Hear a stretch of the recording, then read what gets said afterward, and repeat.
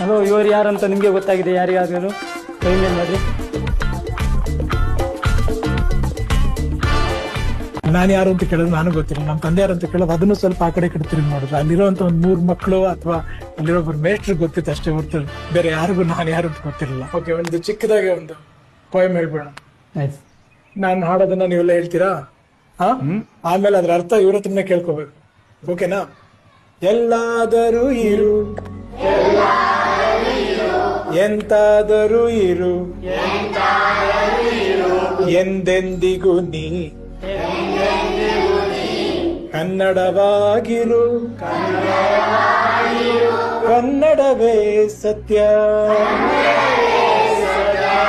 ಕನ್ನಡವೇ ನಿತ್ಯ.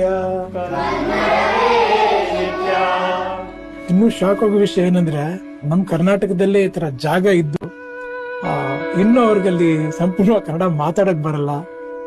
ಸಿನಿಮಾಗಳ ಬಗ್ಗೆ ಇನ್ನೂ ಅಷ್ಟು ಮಾಹಿತಿ ಇಲ್ಲ. ಶಾಲೆ ಶಿಕ್ಷಣ ಅನ್ನೋದು ಪ್ರತಿಯೊಬ್ಬರಿಗೂ ಮುಖ್ಯ. ಶಾಲೆ ಇದೆ, ಆದ್ರೆ ಶಿಕ್ಷಣಕ್ಕೆ ಇನ್ನೂ ಸರಿಯಾದ ಸೌಲಭ್ಯ ಸಿಗ್ತಿಲ್ಲ. ಇದೆಲ್ಲ ನನ್ನ ಗಮನದಲ್ಲಿ, ನಿಮ್ಮ ಗಮನದಲ್ಲಿ, ಎಲ್ಲರ ಗಮನದಲ್ಲೂ ಇರ್ಬೇಕು ಅಂತ ಅನ್ಸುತ್ತೆ. ಆದಷ್ಟು ಬೇಗ ಮಕ್ಕಳೆಲ್ಲ ಚೆನ್ನಾಗಿ ಓದೋದು